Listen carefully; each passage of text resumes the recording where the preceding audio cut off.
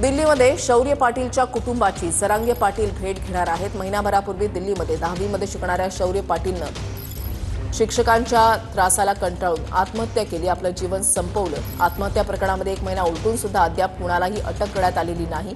वेळ पडली तर दिल्लीमध्ये आंदोलन करणार असा इशारा जरांगे पाटलांनी दिलाय। जरांगे पाटलांनी अमित शहांची भेट घेऊन कारवाईची मागणी करावी असं नातेवाईकांचं म्हणणं आहे। जरांगे पाटलांनी शौर्य पाटीलच्या न्यायासाठी आंदोलन उभं करावं अशी मागणी नातेवाईकांकडून करण्यात आली आहे।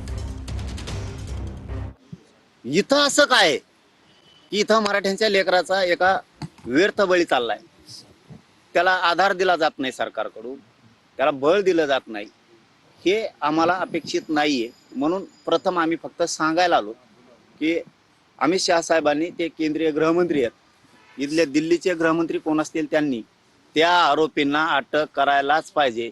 नसता पुढचा काळ पुन्हा असं म्हणू नका की हे आंदोलन मराठ्यांनी उभा केलं, हाताच्या बाहेर गेलं, आमचं लेकरू आम्ही वायाला जाऊ देणार नाही। आंदोलन करणार का तुम्ही?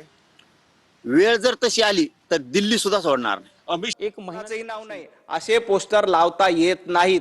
तुमच्यामध्ये धमक होती, संजय राऊत तुमच्यामध्ये हिम्मत होती तर उभाटा गटाचं नाव टाकायला पाहिजे होतं, उद्धवजी ठाकरे यांचं नाव टाकायला पाहिजे होतं, आदित्यजी ठाकरे यांचं नाव टाकायला पाहिजे होतं। गेला बाजार किमान संजय राऊत यांचं नाव टाकून तरी ही पोस्टर लावायला पाहिजे होती। ही मराठीसाठीची लढाई नाहीये, संजय राऊत तुमची स्वतःसाठीची लढाई आहे, हे मुंबईकरांनी ओळखलेलं आहे।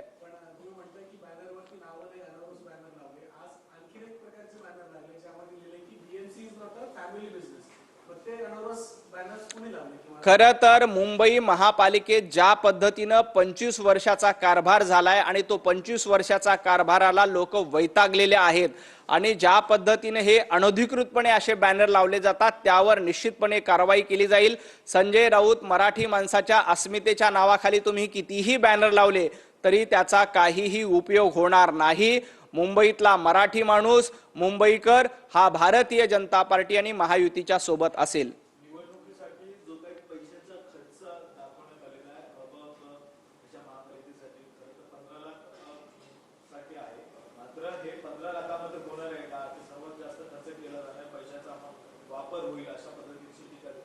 संजय राऊत यांना निवडणुकीचा हिशोब जास्त माहिती आहे। संजय राऊत हे राज्यसभेच्या निवडणुकीमध्ये तुम्ही किती खर्च केले होते याची एकदा यादी महाराष्ट्रामध्ये जाहीर करून टाका आणि ज्या पद्धतीनं गेल्या 2.5 वर्षामध्ये मुंबईला लुटण्याचं काम उद्धवजी ठाकरे, आदित्यजी ठाकरे आणि संजय राऊत यांनी केलंय, त्यामुळं तो पैसा आता मुंबई महापालिकेच्या निवडणुकीत ओतण्याचं काम उभाटा गटाकडनं केले जात आहे। 100 कोटी रुपये रोज याप्रमाणे 2.5 वर्षामध्ये 9.5 लाख कोटी रुपये होतात। हे 9.5 लाख कोटी रुपये उधळण्याचं काम येणाऱ्या मुंबई महापालिकेच्या निवडणुकीमध्ये उभाटा गटाकडनं केलं जाईल। त्यामुळे माझी निवडणूक आयोगाला देखील विनंती आहे की उभाटा गट मोठ्या प्रमाणात पैशांचा खेळ करणार आहे। उभाटा गटाला माहित आहे की ही आपल्या अस्तित्वाची लढाई आहे।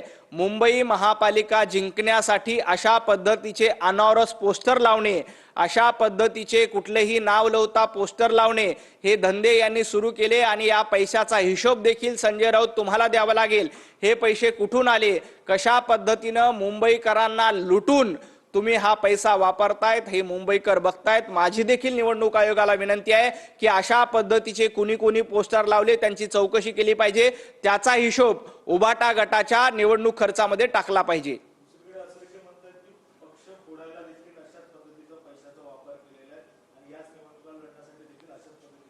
तुम्हाला आठवत असेल तर उभाटा गटानं मनसेचे 7 नगरसेवक फोडले होते।